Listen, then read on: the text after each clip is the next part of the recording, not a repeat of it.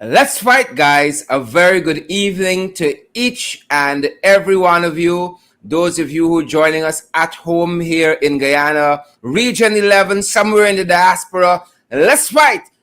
Welcome. Trust you guys have had a good day. Whether you guys are joining us from Twitter, we call that the Bel Air of social media. You guys are joining us on YouTube. You guys are joining us on Facebook.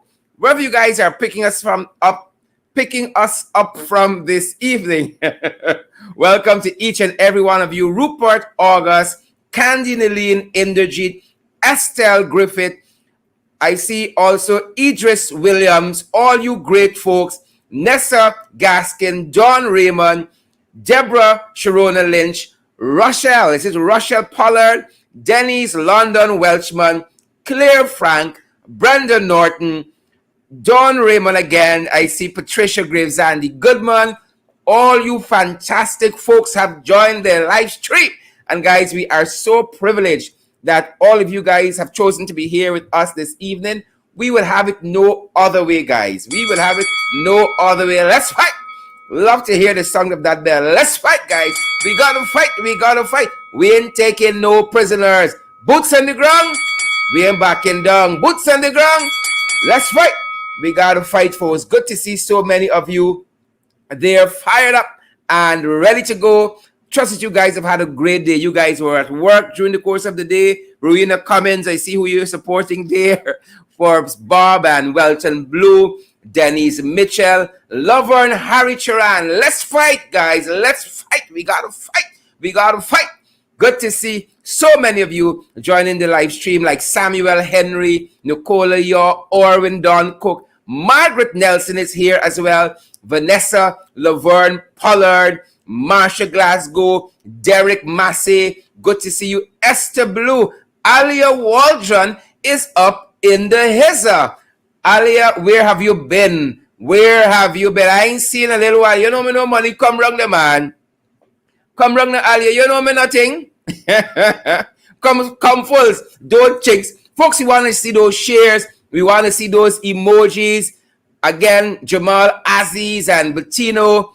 Good to see all of you folks. Bettino, Nachman, is it Nachman, Everett Small, Anand Norine. Good to see all you folks. Trenches, Jagabats alike. All of you guys. Monique Blair, good to see you. Is it Kite Bell, Sicharan, fancy name people, a lot of fancy name people. Guys, we are so privileged that we can have you in the ring with us for another evening. How is my tie? How is my jacket, guys?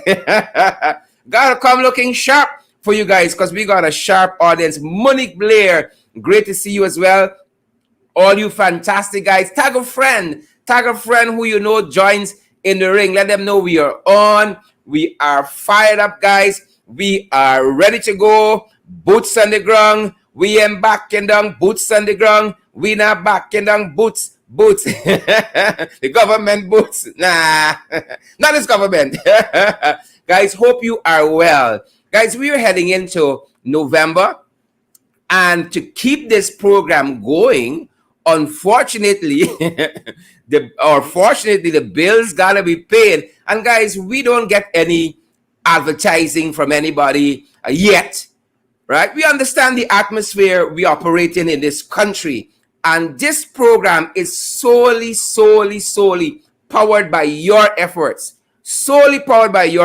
folks. And on that note, guys, you know we have been asking you to come on board and partner with us. Y'all don't wait till one night y'all come here, y'all just see a blank screen.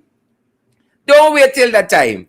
And so our appeal is to each and every one of you to come on board with us and to partner in a meaningful way. This program is solely powered by you. And we've been telling you guys, we're quickly outgrowing this space we're in because of the many things we want to do with this program and the many perhaps even similar programs that we want to produce and we want to create, we want to produce that helps to do one thing, to bring the information to you guys, because we know how much you guys value the information that we have. There are other pieces of equipment that we need, There are personnel that we need so that we can do this in an even better way, guys.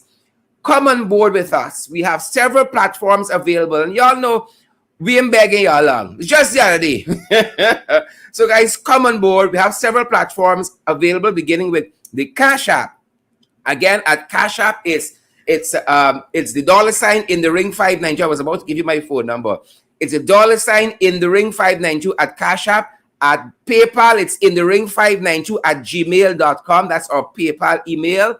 In the ring 592 at gmail.com. We're available on the MMG platform as well.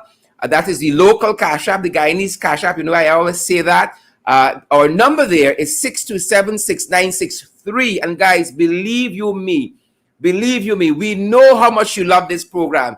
Help us to keep it going. We are just upon our 1-year anniversary. We are going to be celebrating our 1-year anniversary on the 13th day of November. On the 13th day of November, guys. And we want to do so much more. We want to show you guys what we've been doing with the finances you've entrusted to us, to keep the work going, to get the information to you. And so we have the MMG platform available, and we also have MoneyGram available, and we also have Western Union available as well. And guys, I want to share another way. I know we're heading into the holiday season, and I want to share with you another way quickly that you guys can help us as we head into the holiday season. We know lots of you guys are big shoppers on Amazon, for instance. Lots and lots of you guys shop on Amazon, and we are happy to be affiliated with Amazon. And here is how you can help us. If you see a product on Amazon that you like, send us that link, and we will send you a matching link to that. The link we will send you for that same product enables Amazon to send us a tiny fraction of a commission on that purchase. Has nothing to do with your purchase and what you're paying Amazon. But basically, for us referring you to Amazon, Amazon will give us a small portion of whatever you spend there. Very, very small portion. But those things add up over time, as you can appreciate. So that's another way in which you can help us, because we know you guys are going to be doing lots of shopping online. You got Halloween, you got Thanksgiving coming up, you got Christmas. So you send us a link on that very number, 627-6963, of the product you want to buy on Amazon, and we will send you back a link very, very quickly, and you go ahead and do your purchase, and we get a very small commission from that. And folks, do you know, any place you reside in Guyana that has a post office, any place you reside in Guyana physically that has a post office, you can go to that post office and send a contribution to us. All right? There's a little fee attached to it, but you can go to any post office in Guyana and send a small contribution to us. Again, the number you want to call for any guidance on that or any one of the other platforms we've shared with you is 627-6963. WhatsApp us on that number, and we're going to try to respond as efficiently as possible. Guys, let me get that out of the way so we can get to the fight card. Good to see so many of you on with us, guys. Share the live stream. We are privileged that so many of you guys, night after night, come into the ring with us. And guys, let me take a pause for the cause and to say I'm really thankful and really heartened. We all are, that those of you who've already come on board and partner with us chose to do so. It helps us in ways in which you cannot imagine. It helps us in ways in which you cannot imagine. And I'm going to tell you how. Another way in which it's going to be helping us. All right? Folks, you know, we have a packed program. We don't always get to focus in depth on all of the issues. But for instance, just today, we saw a young lady, her photograph splashed across social media. She was caught shoplifting a tin of milk. And while we do not condone that kind of action by any citizen, man, woman, or child, we believe that there might be something deeper at work there. We were made to understand that she was in that store with two children. And so we are going to reach out to her. We're going to find a way to reach out to her and try to see if we can assist in any way. And so this is part of what the funding you sent to us helps to do. This is only one instance. We've been doing care packages and a whole host of things through COVID, through the flood, and all manner of things. But just to let you know that not just expanding the program in terms of personnel or equipment and that kind of stuff, but also in the communities. The funding you send to us will help in those ways. And this is an immediate way. We are going to reach out to this young lady and see what is really happening in her home environment, what is happening there, and how we can help. That's one of the things we are going to be doing. Guys, again, so many issues we don't get to go in depth with. The NCN issue we talked about last evening. The NCN issue we talked about how Nias Suban, yes, that jagabat there, pulled off that coup and unseated Michelle Abrams Ali. But we wanted to let you know that we saw a press statement coming out of NCN in which it says that Michelle Abrams, who was assigned temporary duties as acting CEO, has been promoted, according to them, has been promoted from her substantive position as production manager to this deputy CEO, according to them, deputy CEO with responsibility for radio development. They do not deny all the other folks have left the job or have been fired or all that. This is specifically what the press statement dealt with, that Michelle Abrams Ali has been promoted, right? He's been promoted from acting CEO to deputy CEO, according to NCN. So that is one of the issues there that we are still, that we saw, and we think we ought to give you an update on, and we will give you any future updates as they become available there, guys. And another issue that we are looking at, another story that is loading, is a fuel racket we're hearing of in Region 1, Birima-Waini region. Right? So we are following that. We're hearing about this fuel racket in the Birima-Waini region involving some executives. A fuel racket that is going on. And we're following that. We are following that story, ladies and gentlemen. Also, we're looking at another story that we got developing here. We have noted that, according to reports, there are quite a few staff members from the Republic Bank Cariveton branch. The Republic Bank Cariveton branch that are COVID-19 positive. Right? COVID-19 positive, and we made to understand that the branch has not opened since Monday. So we are following that story. That is a developing story. Another story we are following, guys, that is developing as well. A couple evenings ago, we spoke to you about some concerns that have been raised by parents of the students from the New Guyana School, that the administration is not listening to their concerns. And we saw a correspondence that came across our desk here that suggests the HM there, the headmistress there, or the principal, says if y'all don't like it here, beat out. And so, I would love to talk with somebody there from New Guyana School to hear your side of the story.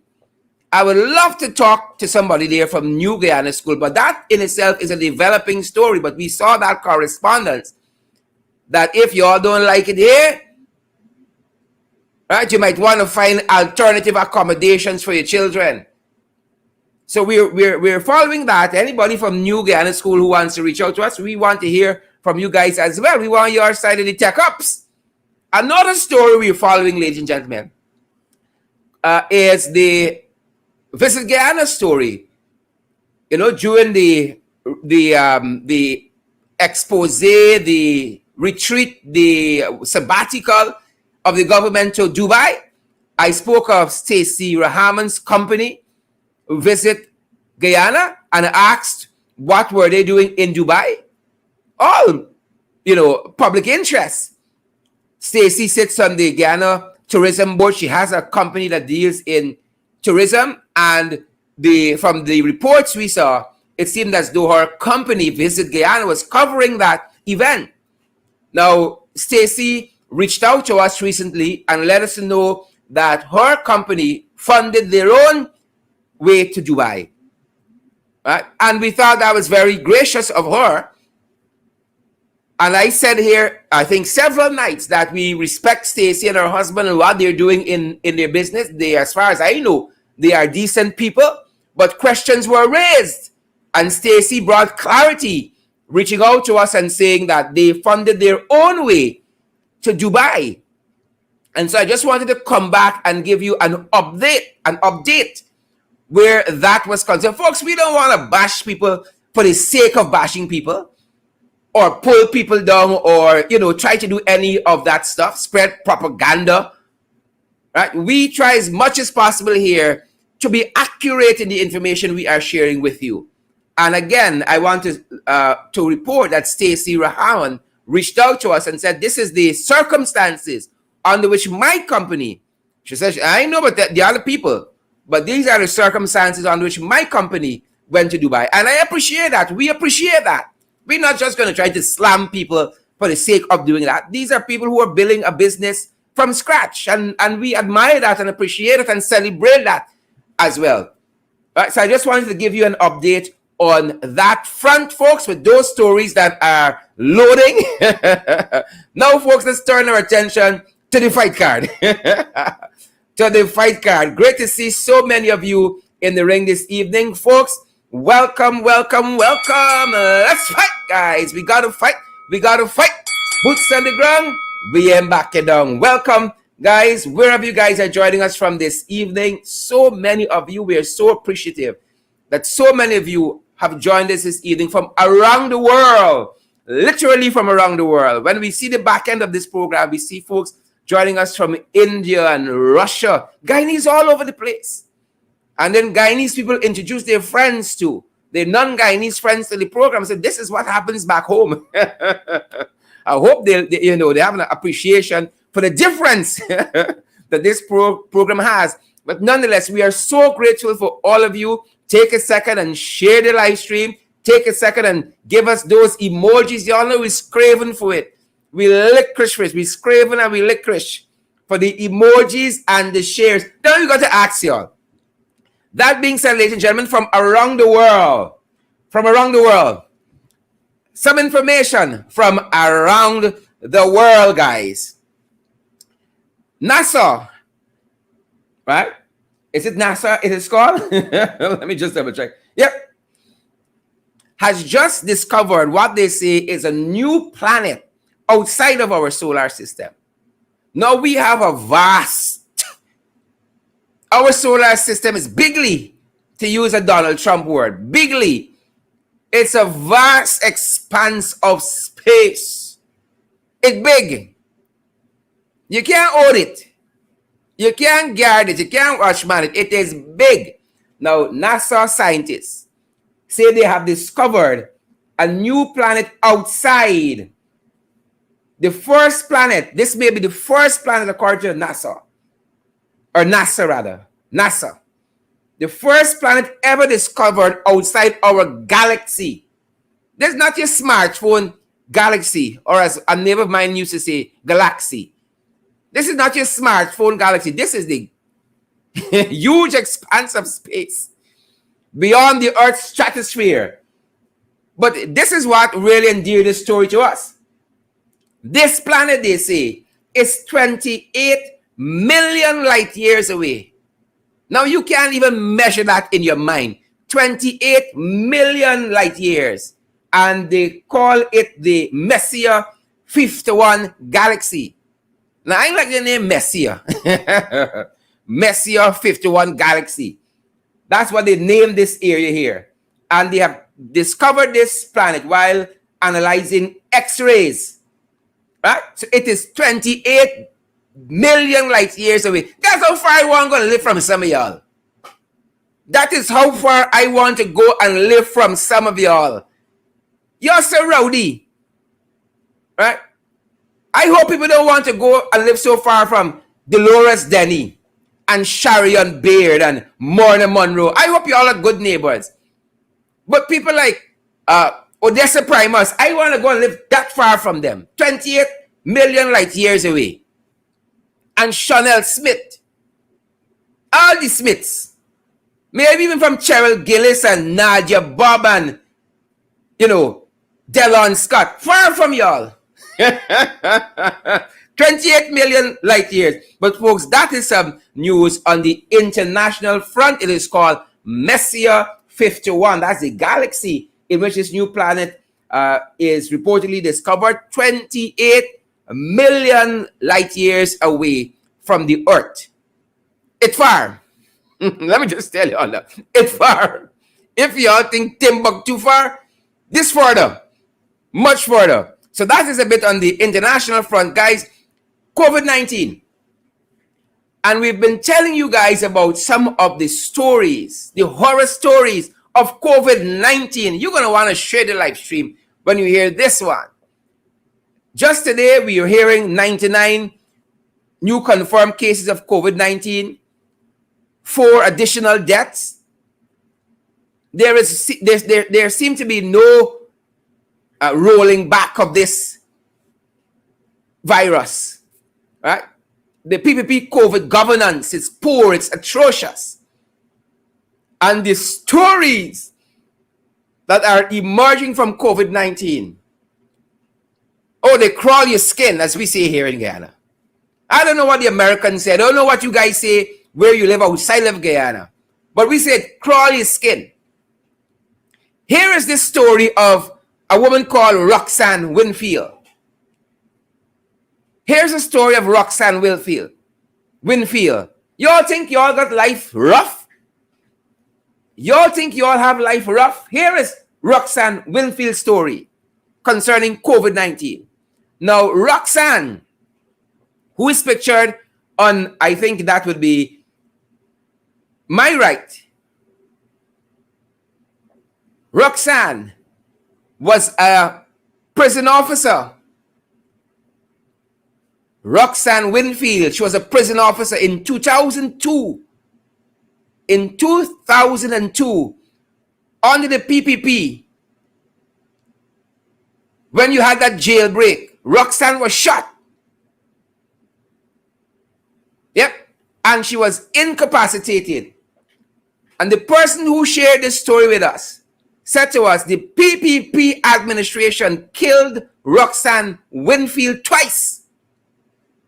She was shot in 2002 during that jailbreak, and she has been incapacitated since then, paralyzed, as far as we know, since then. Now, Sharon Edwards posted on Facebook quite recently, how come Roxanne Winfield, who tested positive for COVID-19 and sent to the COVID hospital when 2 other persons in her home tested negative and are not sick? She shares the house with 2 other persons. They are COVID negative. Roxanne goes nowhere. And she, according to the health authorities, is COVID positive. And Sharon Edwards asks the question, or rather states, Roxanne was confined to her home because of her handicap situation. She goes on to say that kidney and lungs are no longer normal illness that affect people nowadays. Sharon Edwards says, soon she's breathing short, it's COVID. And this is a theme we keep hearing over and over. You remember when we dealt with the Kellon Bell story?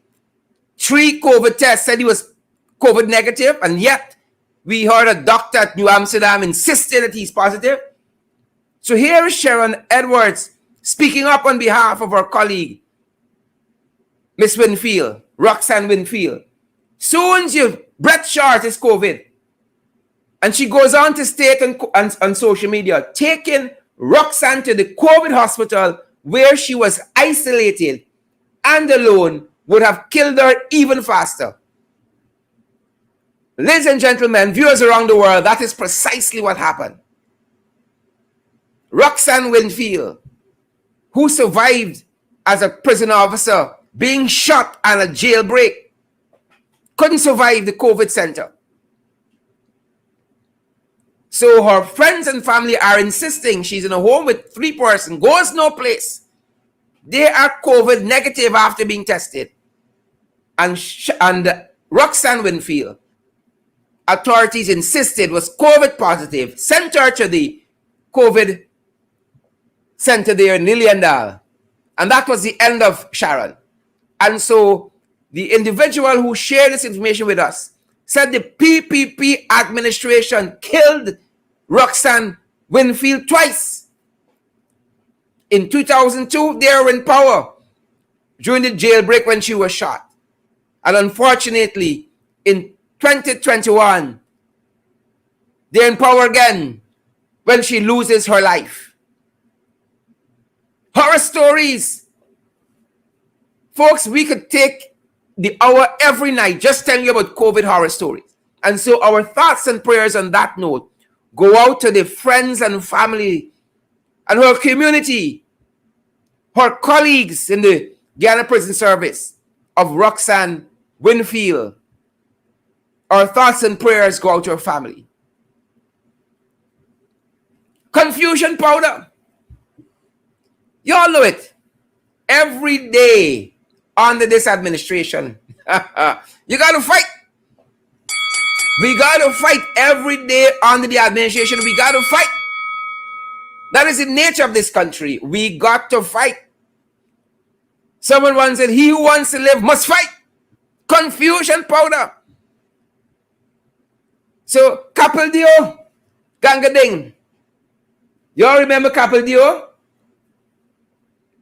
Who stabbed the young businessman from Strathspey? What was the fella's name? The young businessman from Strathspey. Ganesh Prasad. Was that his name? Ganesh Prasad? Young businessman there. The Attorney General had issued a statement that he knew both of the individuals, the victim and the suspect.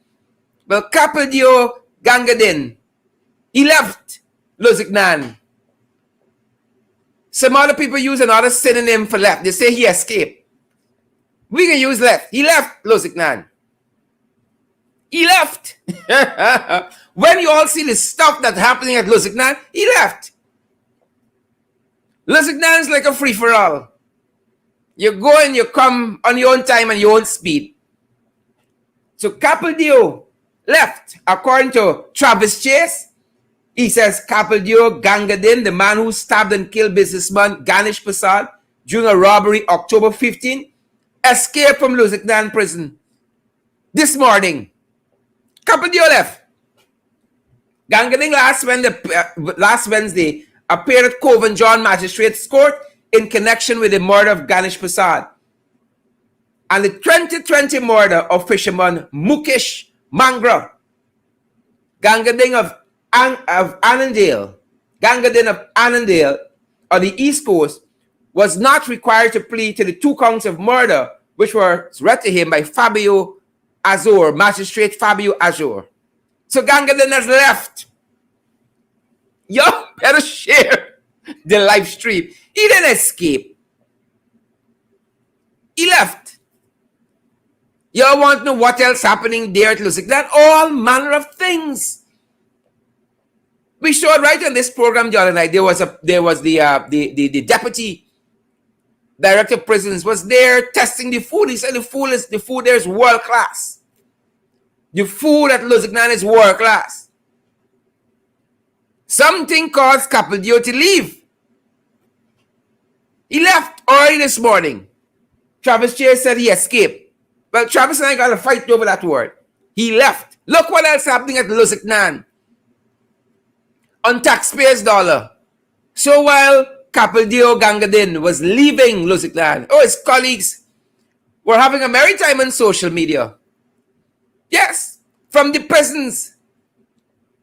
The boys at Lusignan post. They're probably watching us right now. Hello, fellas. Probably watching us right now. Those guys were posting photographs from prison. They're smoking marijuana or whatever they have rolled up in the reefers on taxpayers' money. Live from Lusignan. That's what's happening. Said all of that. Couple years left. He said, why be out there on social media when I could be out there free? He left. Some of his colleagues stayed behind and they were taking out photographs on their cell phones in Lusignan and posting it on social media. Live from Lusignan. I'm certain those guys could take out a selfie now on a television watching us in the ring and post on social media. So like Lusignan now is a place of luxury and opulence. The food gone up, the service, you can get your cell phone, you get your little ganja, you get your reefer. What have you there? It's a 5-star. That's the new program the government has implemented there. They give them cell phone and internet and so forth. Live from Lusignan. And while that was happening recently, at Lusignan on the East Coast, you had Capaldio leaving.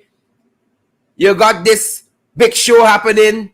Them guys posting life at Lusignan prison, how good it is there. We saw one inspector coming under the gun as well. One Inspector G. Boyce, according to Guyana Daily News, just today. This is the Guyana we live in, unfortunately. And the allegations is that Inspector Boyce has been abusing his authority. That is the allegation there, according to Guyana Daily News. According to what they published, Inspector G. Boyce from Rumvelt Police Station is being accused of abusing his power. Several people have reported that Boyce would be involved in traffic exercises and harass motorists. This is according to Guyana Daily News.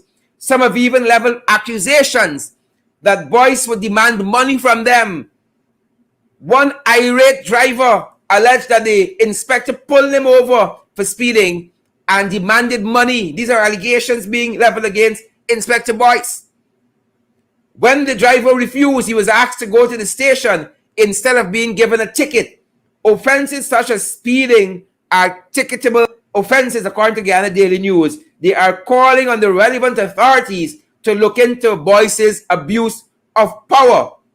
And according to Guyana Daily News, calls to the Commissioner of Police acting Nigel Hoppy proved futile. Everybody in this country acting. So that is the concern, according to Guyana Daily News, that while Boyce is out there abusing his power, the prisoners at Lusignan having fun on social media, and Capaldio, Gangadin, beaten out. Capaldio fed up, he gone. Gone from Lusignan. So that's what's happening on that front. Folks, justice. Lots of people are calling for justice in this country. Nadia Bob, justice is what they want. Gillian Ferguson, Amanda Daniels, justice is what they want. That's what they're calling for, justice. And let me let you know that coming up, guys, coming up shortly in our program, coming up very shortly, we're going to have the one and only, she's been on with us several times, but not in this way tonight, the one and only Amanza Walton-Desir is going to be joining us very shortly in our program. Coming up, not coming soon, coming up, Member of Parliament Amanza Walton-Desir, as we look at the road to the 21st Biannual Delegates Conference of the People's National Congress Reform.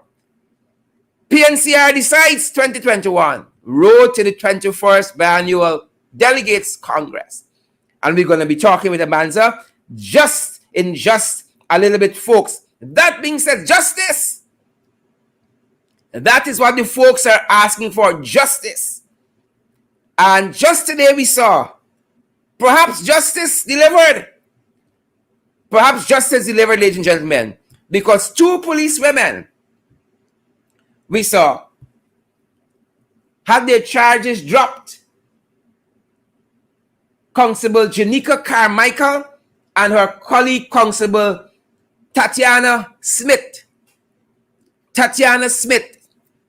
and Janika Carmichael. This is Janika Carmichael. And according to the news report, they were charged for allegedly deleting electronic data relevant to a fraud case in which millions have been misappropriated from the Guyana Police Force. And if you guys have been ardent followers of this program, we've often talked about the $300 million that are missing from the Guyana Police Force. $300 million from the Guyana Police Force. It seems almost like an oxymoron. Two things that are in opposition to each other in the same sentence there. Police force and money missing. Police force and money missing. But y'all see what's happening? You see the accusations against Inspector Boyce. You see what's happening there at Lusignan. So a no-case submission was filed. And the young women, the charges were dropped. This seems to lend credence, viewers, to what a learned attorney at senior counsel. We quoted him just in this program a few days ago. K. Juban Yassin, in which he said too many cases go to court without any evidence. We ain't talking about sufficient evidence. We talking about no evidence at all. And he chided the judiciary for that. K. Juban Yassin. Now in cases of like this, with Janika Carmichael and Tatiana Smith, these young ladies are dragged before the courts. Their reputations tarnished. There were colleagues looking at them funny. It's them thief the money. It's them facilitated. Because according to the charge, they were allegedly deleting electronic data relevant to the missing money. So they're dragged before the public. And then the case is dismissed for insufficient evidence. The Guyana Police Force got a lot of work to do, you know. The Guyana Police Force got a lot of work to do. And I don't think the people who are there currently are the people who are going to get it done. The people at the top there. I don't think them is the people. You know, I'm sorry that for those leadership positions, they ain't got an election, you know. And you got to sit down and talk with Hickins about the plan for the police force and Happy and Branham and so on about their plans before you put them in those high positions. We might get a different result, but the Guyana Police Force got a lot of work to do. Let's turn our attention now to the Jagabats.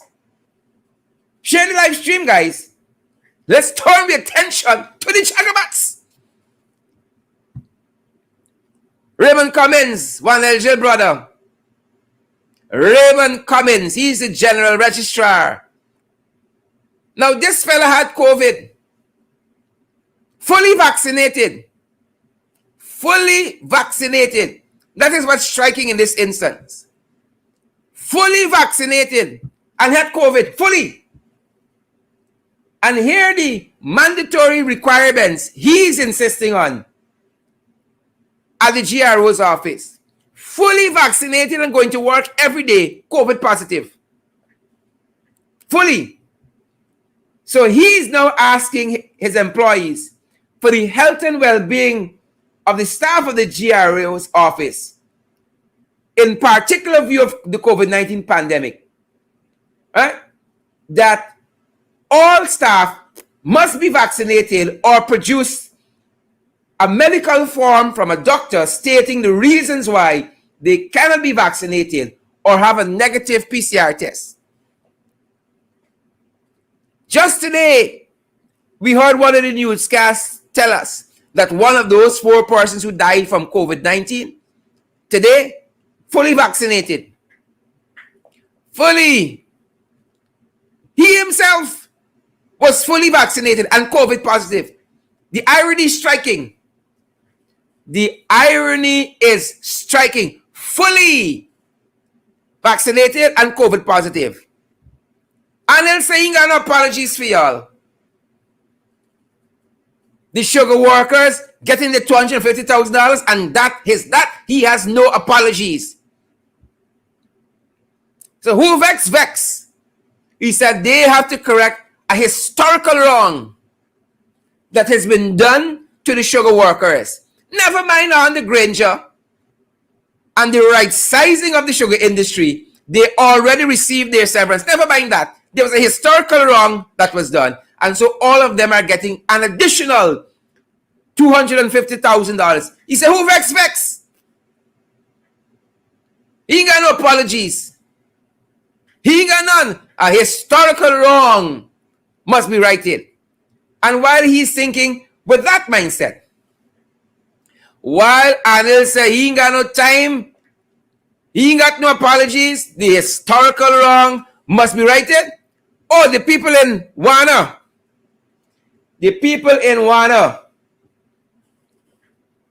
they have a historical wrong that they need righted. The road there, the people said the road there, they can't come out from where there. The road in Wana bad. Now this is an area in a tiny village in the Northwest District. Wana in Region 1, which is known as the Essequibo Islands, West Damara, I think it is. Is my geography right? It's in the Northwest District. The roads there, I don't even want to say almost impossible. They're asking for help.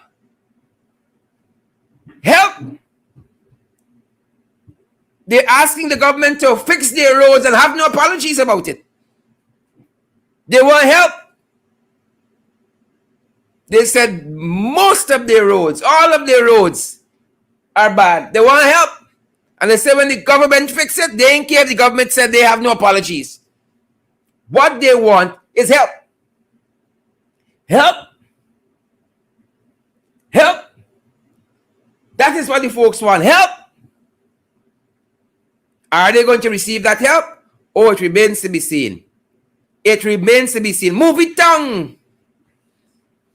tongue showing more than movies. So while Wana Village got its own little horror house there, Movie tongue got its own horror house itself. Movie tongue.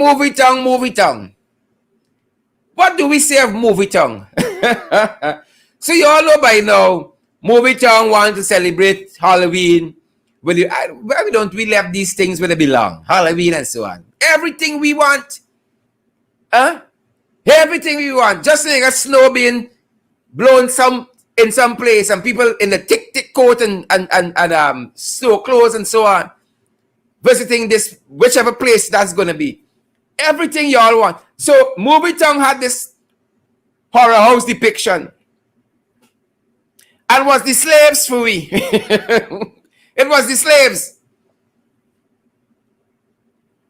Y'all know what transpired on social media, the backlash, and Movie Tongue has pulled back from that decision to have that horror house there depicting those characters. Now, Loop Caribbean News picked up on this story, and you should know Loop Caribbean News is Digicel. And they had a chat with Mr. Derek Chin, who is the CEO of the Movie Tongue franchise. And Mr. Derek Chin says that initially, according to Loop, he had no comment on the matter since he did not see the video on social media. Initially, he had no comment. But it was the slavery. He went on to say, however, when you have a white ghost, you want to have a black ghost then? Casper racist? This is according to Luke. Casper racist? I know Casper the ghost for many years when I was a child. Define no for us. He said, I know Casper the ghost for many years when I was a child. It was a white sheet. I don't know what black ghosts look like. Now they are talking things. Now they're taking things to another level. The Guyanese-born businessman, Derek Chin, who lives in Trinidad and Tobago, This is what he had to say in addition. He said, in today's racially tense climate, almost anything can be misinterpreted. We want to talk about race. You can interpret anything as you want it. There is this movement in the United States of taking down statues that depict an era where they were slave masters or whatever, or Christopher Columbus for that matter. We weren't there in that time. This is according to Derek Chin, Loop Caribbean News. We don't know what bad or the good was, according to Derek Chin. He said, in addition to that, I have instructed them that maybe they should have red or yellow ghosts in the future. He's instructed his staff at Movie Town, maybe we should have red or yellow ghosts in the future. In addition to that, Loop Caribbean News contacted Steve Douglas, the CEO of Bravo Arts, who denied that race played any part in his creation. Douglas said he thought the matter was being blown out of proportion. Here's what Douglas said about the props. The props were not hung by their necks or anything of that sort. If people look at the dolls, they would see that they are tied by their hands. Race has nothing to do with it. Steve Douglas remarked. He's the CEO of Bravo Arts, who is responsible for the depiction there. Folks, I would say this. I have been following Derek Chin for a little while. His business pursuits and so on. I think he has a good heart. I don't know him personally. I've never worked for him. I've never done business with him. I don't know him personally. I've just seen him as a businessman. You read about him. He looks as though he has a good heart. Right? I don't think they may have meant to put up that kind of depiction, or at least had the interpretation that came out of it. Nevertheless, sometimes actions got unintended consequences. And I know Steve too. I know Steve Douglas too. And I think I know Steve Hart, that Steve definitely, as a black man, wouldn't play around this kind of thing with racism. I think I know Steve. Right? And so I would say that it was their good intentions that had these unintended consequences. So we're looking forward to see some good things coming out of Movie Town. Right? Let me stay away from this kind of thing that we're not going to do any of us any good. You remember Irfan? Oh, the slaves came here for betterment. Let me stay away from this kind of thing. I think I know these guys fairly well. I don't know Mr. Chin personally. I know Steve, and I don't think Steve will be part of any such foolishness. I don't think Steve will be part of any such foolishness. That being said, ladies and gentlemen, they come back. You all know the comeback is one thing to the next with the Jagabats. They come back. All right? Now, this is at the Local Government Commission. Sexual harassment at the Local Government Commission. Sexual harassment allegations. The Secretary of the Local Government Commission, Nikolai Pierce, was today sent on leave. Just today. This is according to Dennis Chibral and Dem Waves. Just today he was sent on leave. Nikolai Pierce. Why? And to pave the way for an investigation into alleged misconduct. He has denied the allegation, but a staff member said there has made these allegations of sexual harassment. Now they said they sent him on this investigation, should take about 2 weeks. I've already showed you guys the other folks. I've already showed you guys that list we have that is building and building and building with files that are the DPP. Right? Building and building the files that are at the DPP. But them files are coming back. Apparently they got cold storage there or long storage. But them files are coming back. Terichan Balgabin, Dr. Grayson. Y'all know the folks. Y'all know the fellas. Alicia Dalrymple, Sharon Hicks, PS from Indigenous Affairs. Now, local government commission says they're doing their own investigations. They're investigating themselves now. And then they will determine whether it should go further from there. So PPP investigating PPP. But we know how they're going. PPP investigating PPP. And they will determine from there if further action is necessary. If there is one thing we know about PPP, the hallmark is protect your own. The hallmark is protect your own. So you all have a fair assessment, Rena Cummins.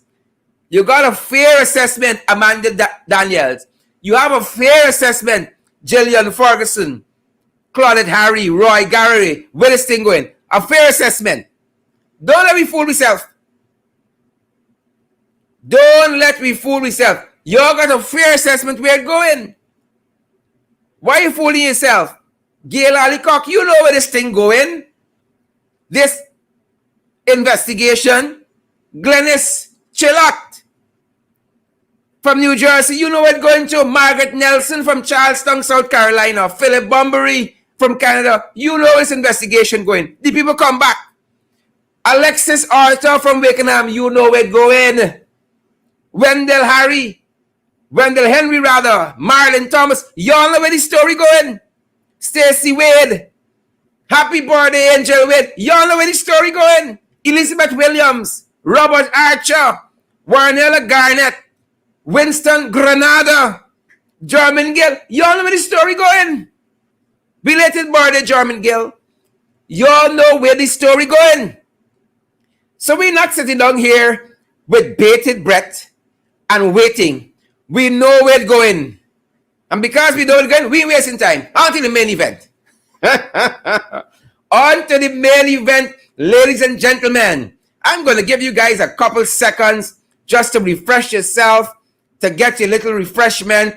You know, if you got to share the live stream, tell somebody we heading into the wrong that matter. We heading into the wrongs. Let me go. Boots on the ground. Way back and down. Boots on the ground.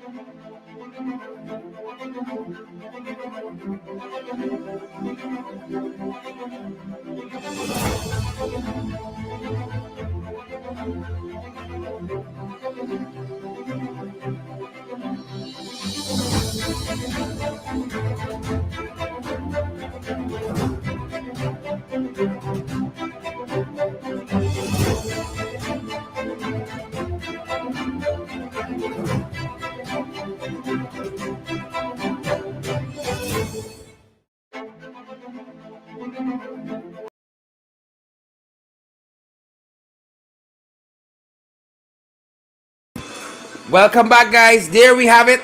Let me just turn this down. All right. Some of you guys can't wait. Without any further ado, folks, I am privileged to have with me this evening the one and the only Amanza Walton-Desir, as promised, ladies and gentlemen. Amanza, how are you doing there? A very good evening to you, Amanza. Hey, Sharon. Good evening. It's good to be here with you. Great to have you in the ring, Amanza. All is well at your end. You're ready to go? Let's fight. Guys, you know, give you guys a second to pull up your chair. Some of y'all got to cross your leg and so on, let the blood circulate. And let's get going. Amanza, are you ready there? I'm here, Sharon. All right, let me play that bell again. Let me get the bell. Let's fight. We got to fight, folks. Some people like the craziness. We gotta fight. We gotta fight. We gotta. Yes, we gotta fight. We gotta fight. Good to see you, Amanza. Let's start from the top. Mm-hmm. So we there. We there. We there. We there. We there. Boom. We see Village Voice published this story. Amanza Walton-Desir throws her hat in the ring. Well, I want to keep your hat, so I start looking around the ring for the hat.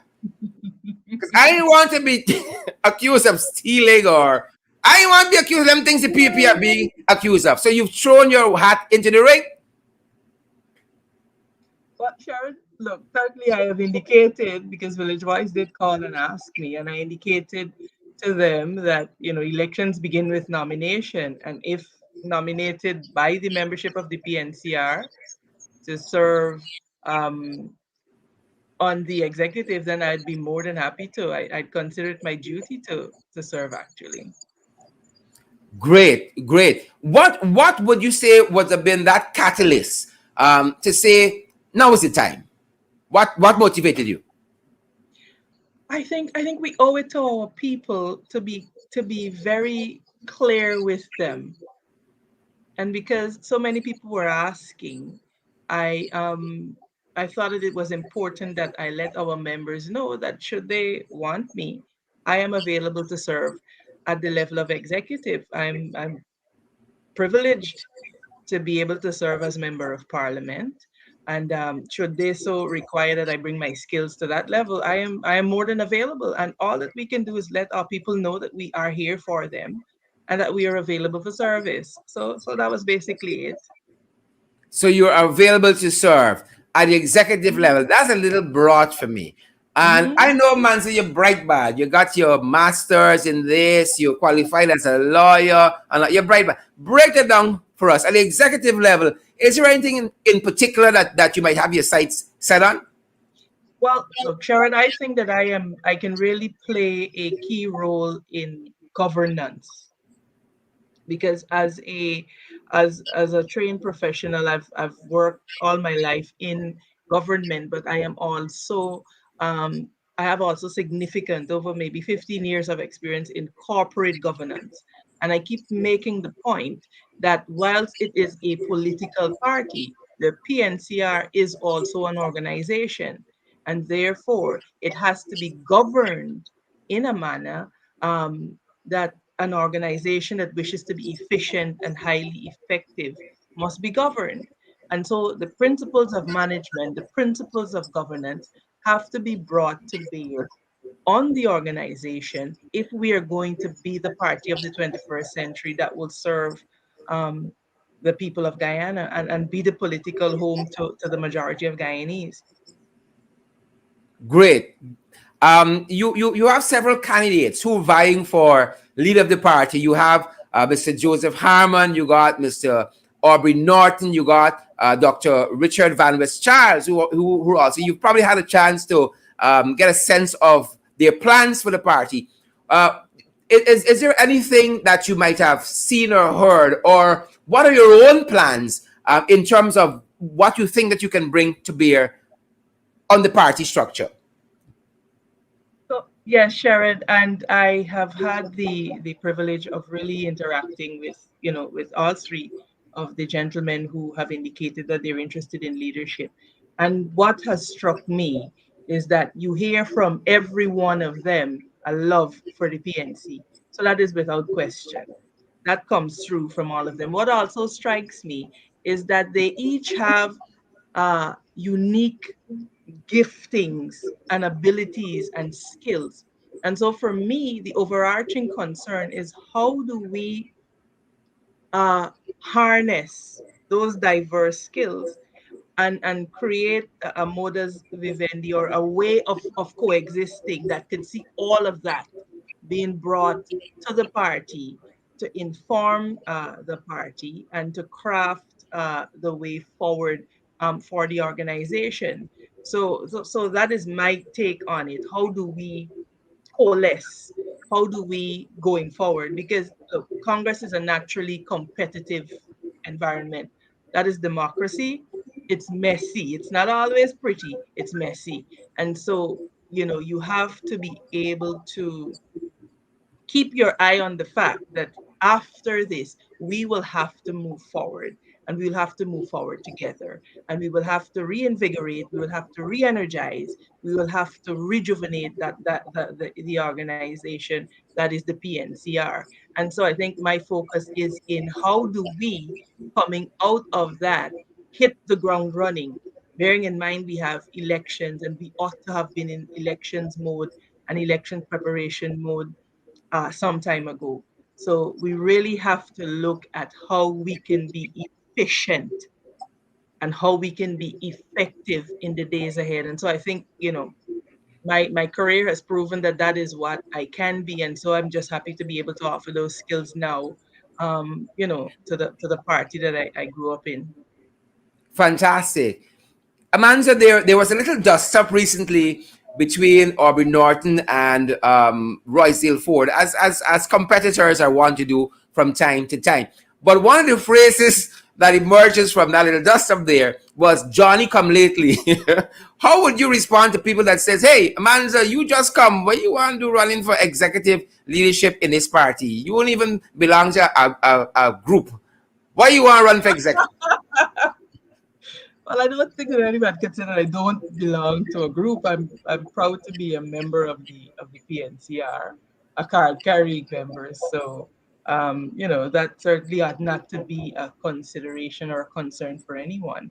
But look, I think the important thing is, Sharon, that we understand that if you are going to ensure continuity in your organization, you have to be open to fresh perspectives. And I think that is what the younger MPs bring to the PNCR. Fresh perspective. If you are going to focus on continuity, you have to be able to embrace new ideas. And new ideas generally tend to come from new people. It generally tends to come from people who are there but who have continued to evolve, etc. And so it's not a case where we need to disqualify anyone.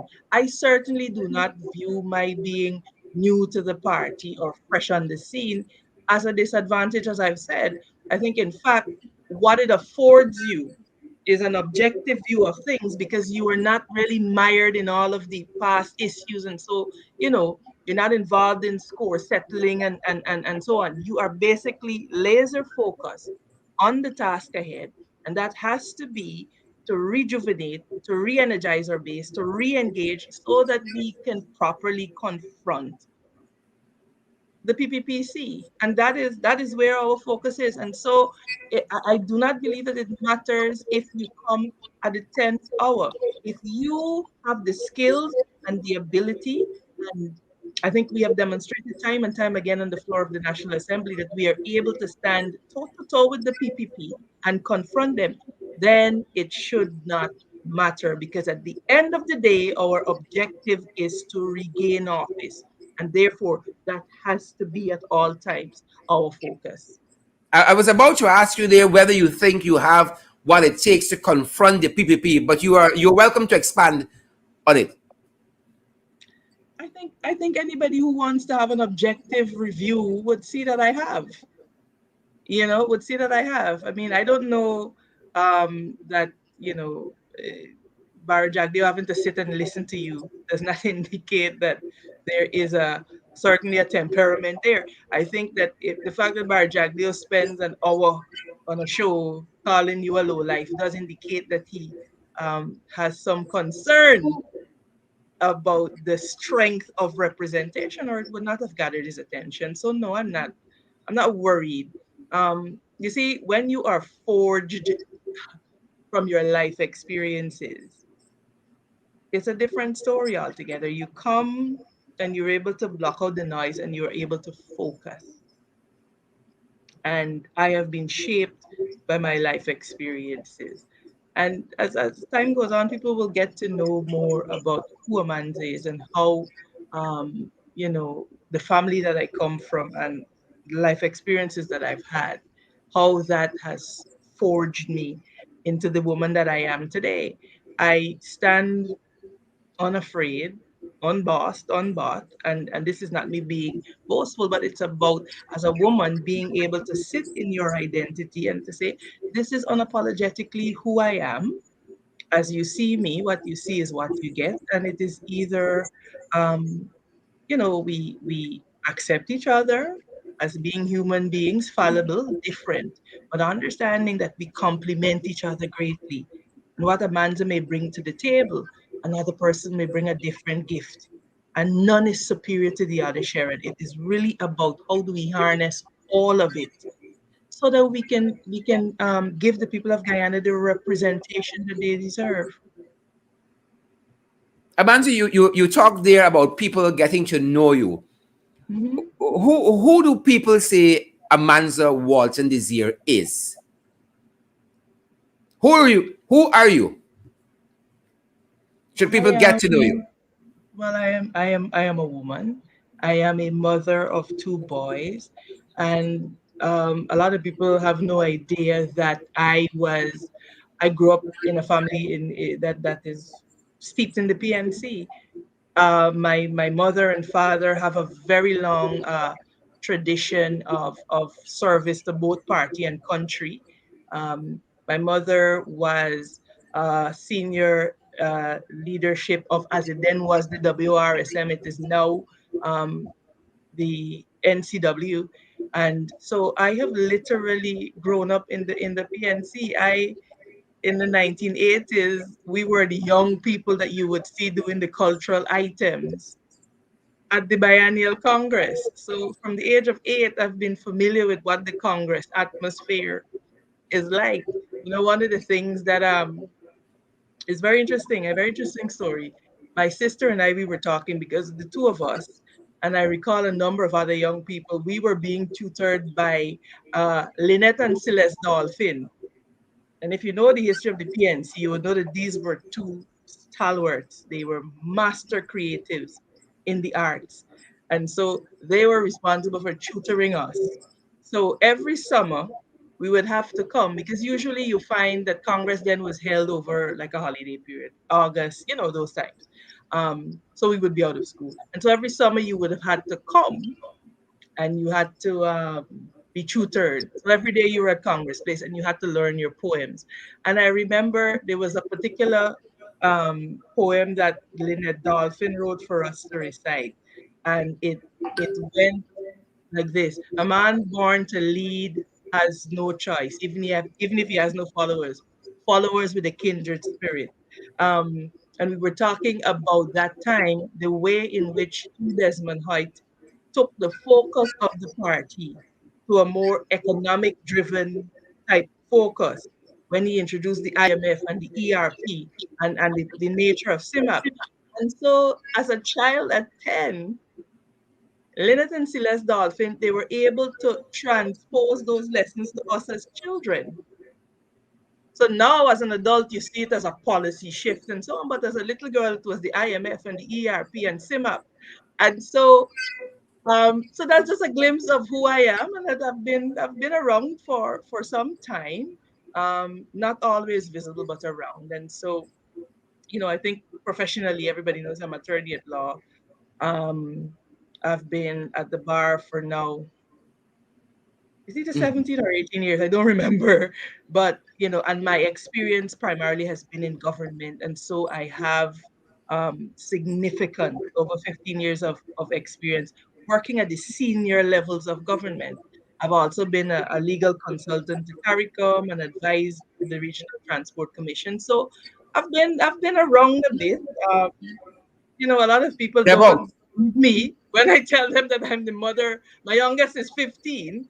A lot of people don't believe that, but um, that's basically me. What you see is what you get, and a lot of people don't know, but maybe you do share that I enjoy a good laugh.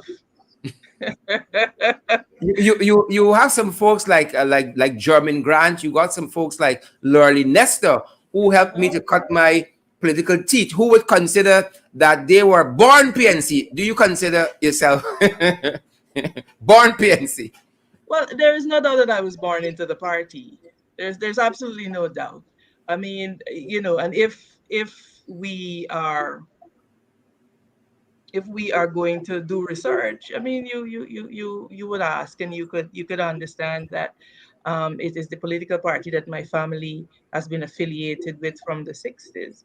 Um, and so, the history is there, the legacy is there. And I often say to people, I'm a child of the struggle. I am a child of what they fought to see. Women in particular, standing and taking their place in the political arena.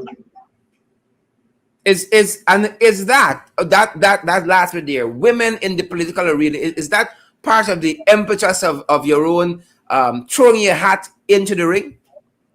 Of course, Sharon. Look, the thing is that the research clearly shows, and we have the evidence on the ground of how the involvement of women in politics positively affects, particularly countries that um, claim to be democratic.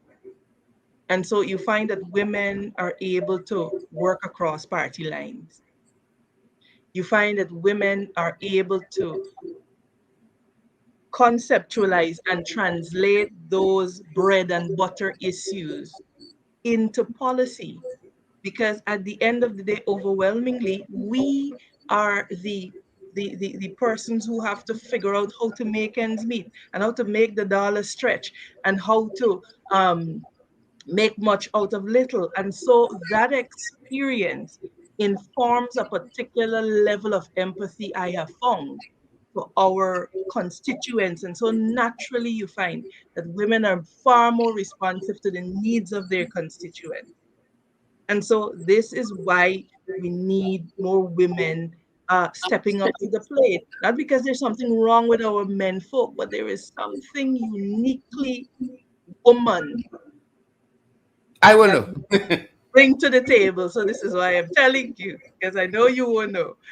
So there's something uniquely woman about or there's something unique that women bring to the table, and if we are to embrace it, I think we will have a far stronger and a far better and a far more inclusionary democracy, because there's something about women that is, you can be naturally inclusive, and so you find the research shows as well that women tend to um, bolster confidence in democratic institutions and in democracy on the whole.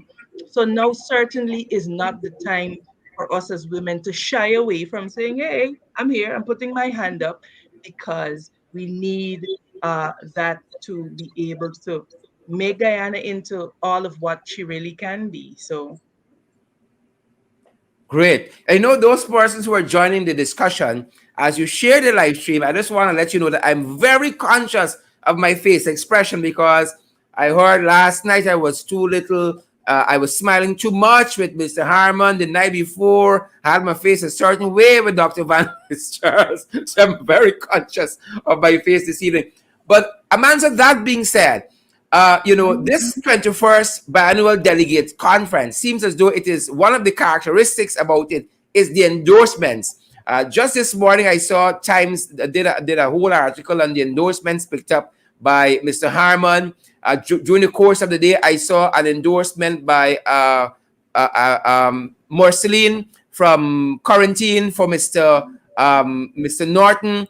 And I saw recently as well, I saw Carmen Holland, and I saw Kelvin Allen from Toronto, well, from Canada, came out and more or less endorsed you as a candidate or for a candidate. Do you put any stock in endorsements, and did you accept those endorsements from Carmen Holland and Kelvin Allen? well, I don't know that it is my place to reject an endorsement. but but look, and this is the point that I was making about democracy. People need to be free to say who they support, why they support it, and people need to be equally free to not say anything at all or to not endorse anyone at all. And that is the nature of democracy. And so I believe that what it does, it certainly gives you an indication of what the temperature of the membership of the party is and where their minds are. And what is important is that while the general membership doesn't vote, the delegates who will be casting the vote have to take into account the views and the opinions of their membership. And that again is another thing that I think we will have to look at. How do we ensure that every member of the PNC feels as if their voice is heard, their input is important, and they are a part of the decision making machinery. And one of the things that I would love for us to see is to, or to begin to embrace, is the important advantage that technology offers to us. Technology offers an amazing ability to keep your membership connected, to keep them feeling as if they matter, so that if decisions are made quickly, it can be disseminated to your membership. And so the use of technology, everybody almost now has a smartphone. How do we leverage that to really form a movement? You see, because it is about a movement. And so I think we are going to have to begin to craft those strategies, embracing technology. How do we use the advancements to harness the energy of the grassroots? And not only harness the energy of the grassroots, but to enable them to um, build, like I said before, safe and sustainable and healthy communities. Because, Sharon, there are going to be key challenges confronting us as a nation. We have not yet touched on the matters of food security. We have not touched on the matters of the adverse effects of climate change and how that will affect our membership, and how we as an organization are positioning ourselves to be of assistance to our people in this regard. And not only to our membership, but to all Guyanese. Because I think the PPP has demonstrated that they don't really care about Guyanese. They have no regard for the working class Guyanese. And so it is important that we, who are truly representative of the people and who you would have seen demonstrably over the last 5 years, have attempted to build that inclusionary democracy. How do we best get ourselves together to go to reclaim the seat of government so that we can help Guyanese? That being said, you haven't stated specifically which particular post you might be looking to contest, whether it's vice chair, chairman, general secretary, or what have you. But in the context of an executive, having said that, do you what would be like the top three things you would say are the hierarchy of needs that the party should be pursuing post delegates Post, conference? post delegates conference, the first and most important thing is that the central executive has to craft a strategic direction for the party. There has to be a clearly expounded vision and strategic direction for the party. What the Bible says remains true: where there's no vision, the people perish. And so you have to have some guiding document that will inform the way forward. So I think that is the first thing. Coming out of that strategic plan will be a number of smaller plans that will see us being able to address key subject areas that will correlate, as it were, with a national agenda, so that any one point in time you are capable of stepping into the shoes of the government tomorrow, because at a party level, your operations and the way you are set up mirrors government. So when you hit government, you hit the ground running. So there's no time to play catch up and feel your feet around. You are an organization that is ready to go, that is ready to lead the people of Guyana forward into the future. And so that will be my first priority. And coming out of that will be all the other identified priorities: reconnecting with our membership, rejuvenating the party. Those, all of those ideals will come out of that strategic direction. So that is the first thing I believe we need to place all of our energies and focus on. And talking about that, reconnecting with the base of the party, you talked earlier on about the grassroots. Certainly you've been talking with delegates, you've been talking with communities. What have they been telling you, your delegates especially? What have they been talking to you about? We feel disconnected. We feel as if uh, enough care and attention is not being paid to us. And so we have to be able, not only in talk, but indeed to reach out to the grassroots. This is the foundation, this is the cornerstone of the party. And so not only do we have to, I think very often we talk about connecting with the grassroots, but it has to go deeper than that. It has to um, embrace, as it were, and harness the energy, the innovation, the entrepreneurial spirit of the grassroots to enable them to be economically empowered.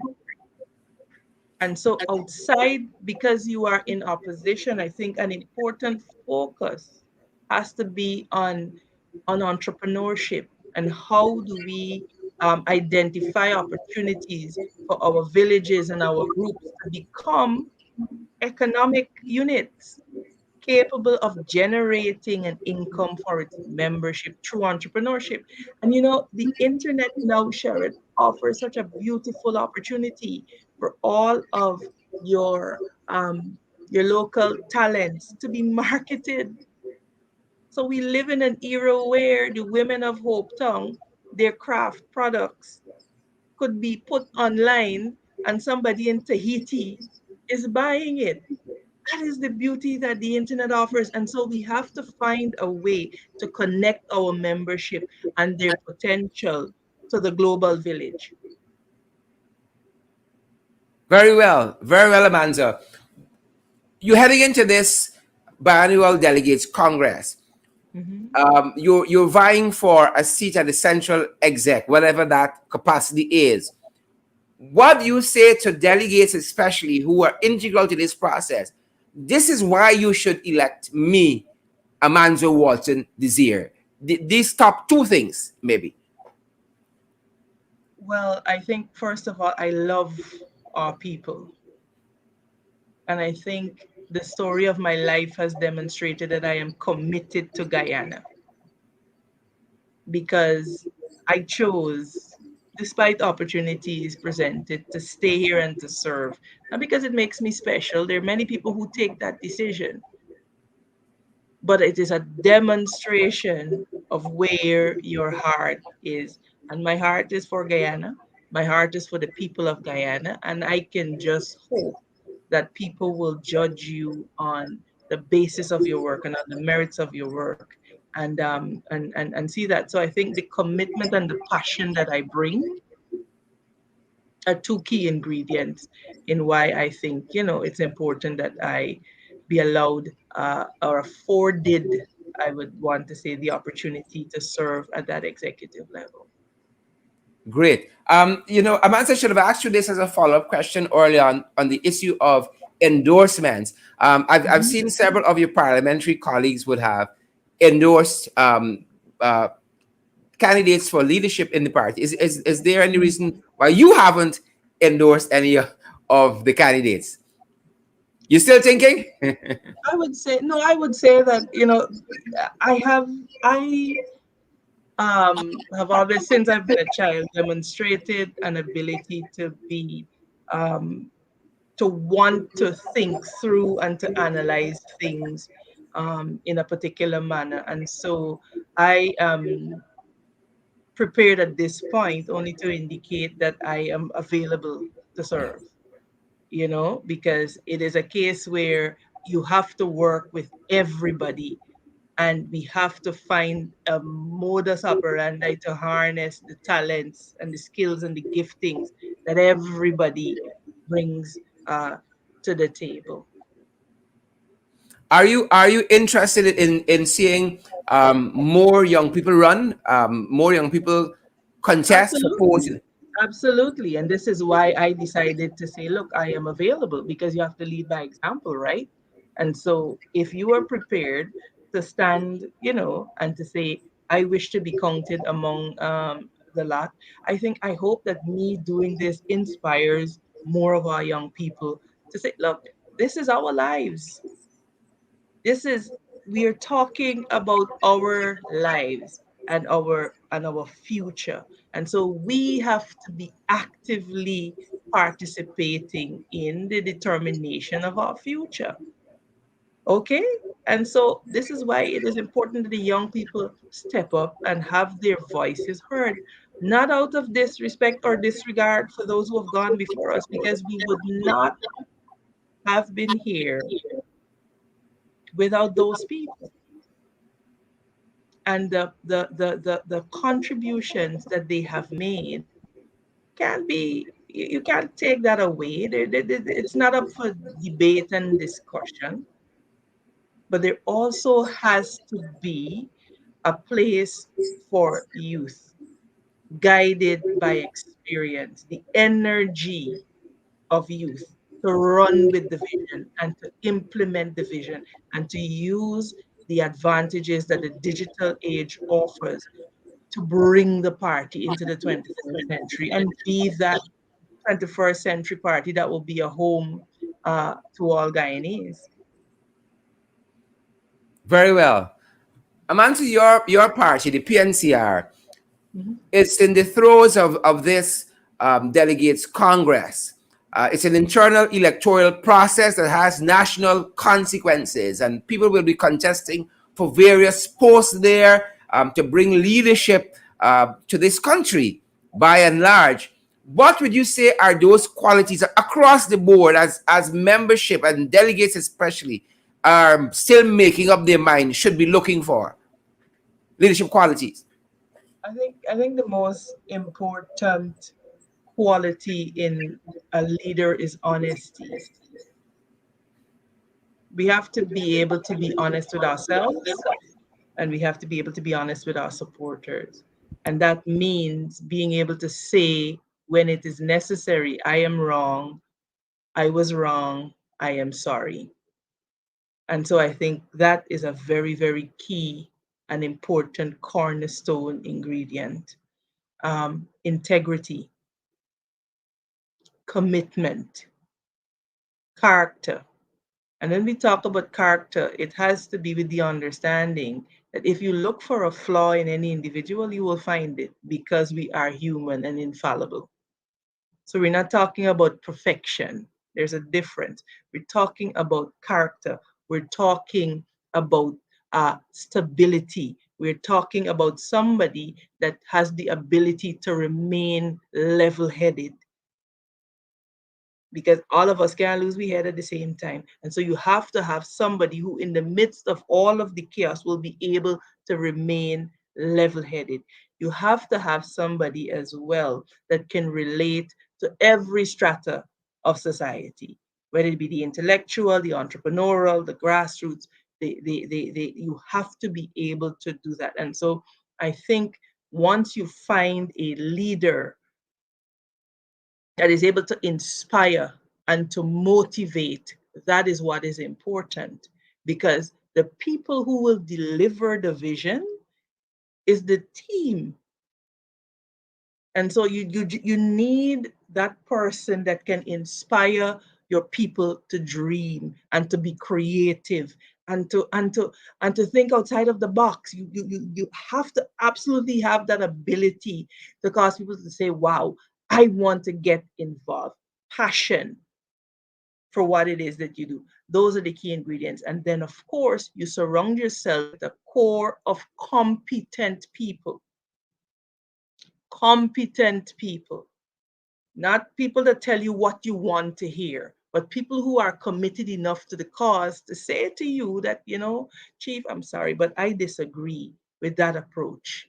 Maybe we could consider doing it this way. And when we are done and we fight out about what the best approach is, we come out of the room with a unified position, having made a decision and having had the tenacity to stick by the decision that you've made, or if you turn out to be wrong, to say, hey, we are sorry, we got this wrong, and we need to change course.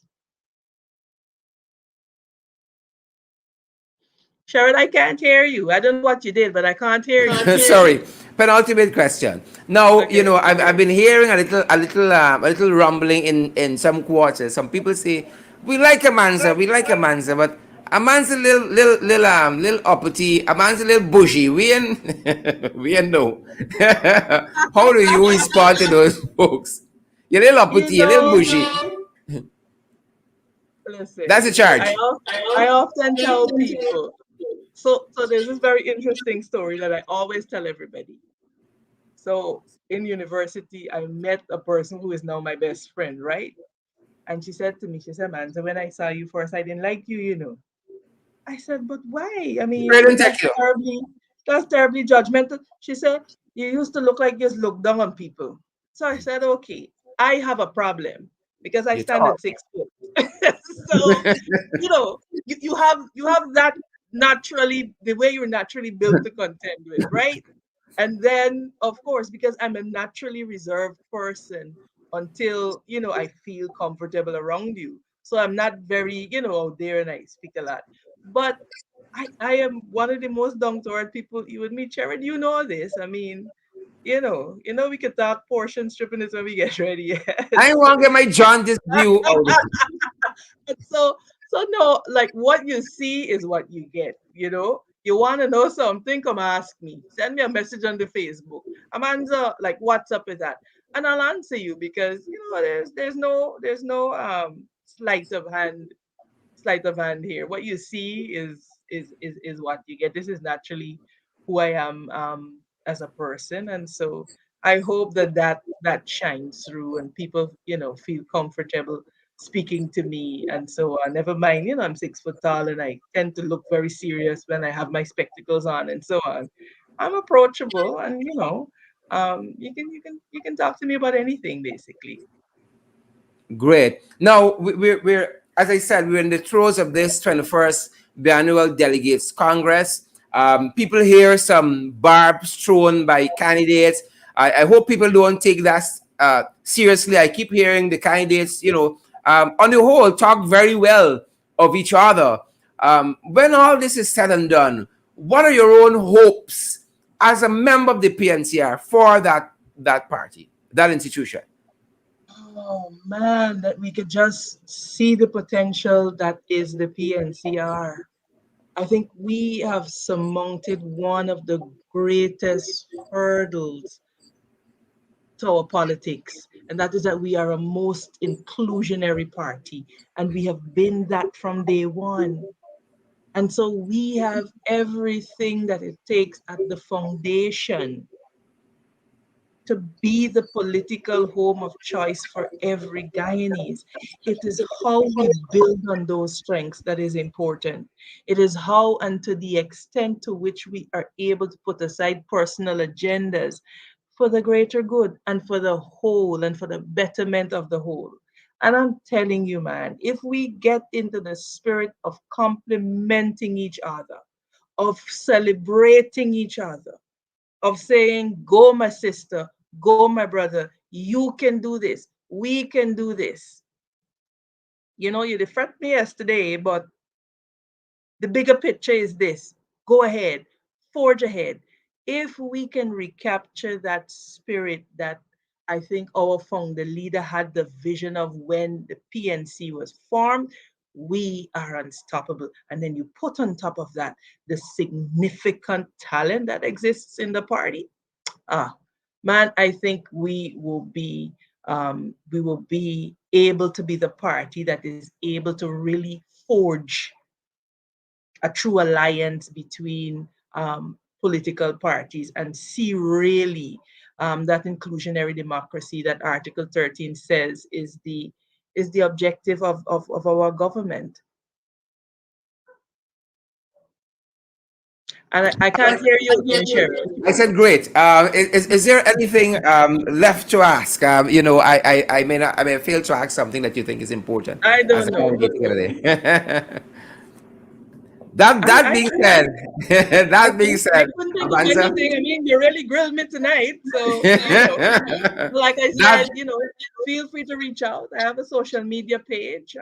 Feel free to reach out and let's do this. At the end of the day, we will all work together. We see that the PPPC is not what Guyanese people deserve. And so I think we owe it to them now more than ever to demonstrate that we are able as a party to have a democratic process, but the next day we're ready to take them on. Because as a people, we are mature enough to say, you know what? That was our democratic process. You can't boast of a democratic process because you were told what to do, but we have a democratic process. And we are mature enough when it is done to turn our attention to bringing deliverance to the people of Guyana. Amanza, I'm watching my on-screen sticky here, and I want to ask my final question, like a pastor. Finally, you again, you haven't declared a slate. You haven't said you running for any specific post. But is there? Are you prepared rather to work with any of the teams that might come in? You have Richard Van Charles who's running, Aubrey Norton is running for leader, and Mr. Joseph Harmon is also running for leader. Are you prepared to work with any of those slates? And this is the point. I enjoy an excellent working relationship with all of these people. I think, for example, Aubrey has an understanding of political science and politics that is unique. I think Comrade Harmon has that ability to build and he's particularly acute in areas that deal with infrastructure. And I think Comrade Van Westchilds has a particular experience and he's a very methodical thinker. And so these are traits and attributes that I appreciate in all of these men. And so hey, I ready to rumble. Nobody in PNP is my foe or adversary. The adversary is out there right now wreaking havoc on the lives of Guyanese people. And so as we continue to go into the community, as we continue to, hit the ground with the people, this is the feedback that we are getting. We just need you all to just give us the opportunity to move again, mobilize again. Come on, we are waiting on y'all. Our people are waiting on us, and we cannot, Sherrod, we cannot disappoint them. Fantastic. Amanza Walton-Desir, I want to thank you for spending this time in the ring with our viewers, putting forward your case and why you should be elected during this 21st Biannual Delegates Congress of the People's National Congress Reform. Amanza, thanks for spending this time with Thank us. you for having me, Sherrod, and stay blessed. Take care. Great. Have a fantastic rest of the evening. Ma'am. You as well, my brother. Bye-bye. Great. Folks, there you have it. The one and only Amanza Walton-Desir. Folks, we got to keep fighting. I love that we're having these candidates on. I love that they're putting forward their cases. I love that they've chosen to come on and answer the question. Let us know that at party democracy, I don't want to say at least, party democracy is alive and well in the People's National Congress Reform. And I'm happy to play my own role here by offering the platform for these guys to come and to tell us what they want to do and how they're gonna get about doing it. That being said, folks, that brings us to the end of our program tonight. We're just 20 minutes shy of 2 hours of programming. I know lots of you are going to run off to some other places, to some other programs, but I'm going to stick around as usual and give some of our folks a shout out here, guys. But as you go, COVID is real. And we've been saying this for the last year or more on these platforms. COVID is real. And for our part in the ring, our guidance to you guys is continue to observe all the COVID-19 protocol. Don't let's slack up. Let's do our part. Good. For us, take the vaccine. Right? You got to know the rest.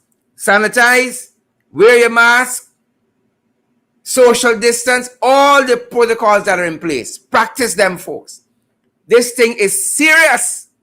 It's serious. And we know the guys on the other side ain't got no time with us. It's serious and it's rough out there. Hazel Job and Paulette Greaves, Marcia Agard, Hazelin King, I ain't seen you for a long time. Let us be cautious and practice the COVID-19 protocols. Folks, it's been a fantastic hour, 40 minutes being here with you guys. It's our pleasure and privilege as always, guys. Let's fight. We got to keep fighting. We ain't giving up. Boots on the ground and we ain't backing down. We ain't giving up. Folks, love having you guys here in the ring. Consider partnering with us as well. We would say partner with us. We ain't saying consider. Partner with us, folks. We need your help. Right? Bills got to pay and every cent counts. And so we've been asking you guys for $5 a month, for $10, $15, $20 a month. Partner with us. Help our program to grow and help us to go from strength to strength. Rita Singh and Nicole Yaw, Marcia Agard, Estelle Blue, Gavin Holder, all you fantastic, beautiful folks. Thanks for spending this time with us.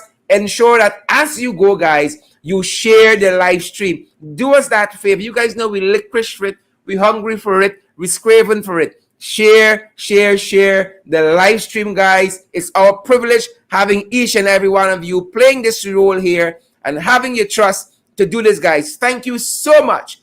As you go again, ensure you share the live stream. Do us that big favor. Come on board as well and partner with us, guys. And it's very short order. We're going to be showing you what we have been doing, how we've been responsible for the finances you've entrusted to us. Guys, great having each and every one of you. Denny's, London, Welshman, good to see you there. And all you other fantastic folks. Paula Phillips, good to see you as well, Paula.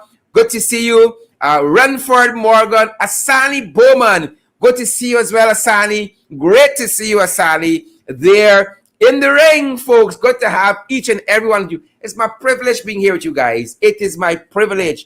Night after night being here, I'm energized. People ask me all the time, how could you do this every night, 5 days per week? Guys, I would do it 7 days per week. I'm so happy to be able to share the information with you, to see you I feed off of your own energy. When you show up, Joan Holder and Andre McDonald, when you guys show up, I get fired up. Sharon Castillo, good to see you there. Alexis Chomley, good to see you. Claire Alexis Chomley Richmond, good to see you there. Claire and Joan Holder, Sharon Castillo Edwards. I'm fired up when I see Ingrid King. I'm energized when I see Rita and Anthony Higgins Arjun. I'm energized when I see Rita Singh, guys. It's my privilege being here with you guys.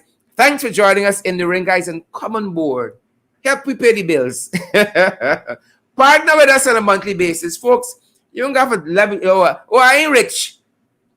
Every cent counts. Every cent counts. Sometimes people on MMG send us $1,000. You know how far that goes? Huh? You know how far that goes? If 17 people send us $1,000, we could pay the internet when the month comes. All right? Every cent counts. No amount is too small. So thank you, folks, for joining us in the ring. Maureen, London, Bristol. Good to see you, Maureen. Good to see you, Keisha Millington. Positive Tinker. Good to see you there, Positive Tinker. Joining us from overseas. Good to see you, Positive Tinker. Peter Harris. Good to see you as well. Angela Mills. And is it Edwina Estrado? Good to see you there. Forgive me if I don't pronounce the first name right. I see Charlene Jordan with us as well. And Lloyd Thomas. Carol Etienne is here too. Kwesi Castang and Janet Coates. Fantastic, lovely, beautiful, good-natured, uncontroversial people. All of you guys. Stay well, and we're going to see you guys tomorrow evening. Same time, same place. It's Friday. Tomorrow is Friday, final day of the week, guys. Tremendously privileged to have had you this evening. See you guys tomorrow night. Same time, same place. Boots on the ground. We ain't backing down. We boots on the ground. We ain't backing down. We got to fight. We got to stay and fight, folks. We can't run now. We got to stay and fight the Jagabats. Great to see each and every one of you guys. Do stay safe. Do stay safe.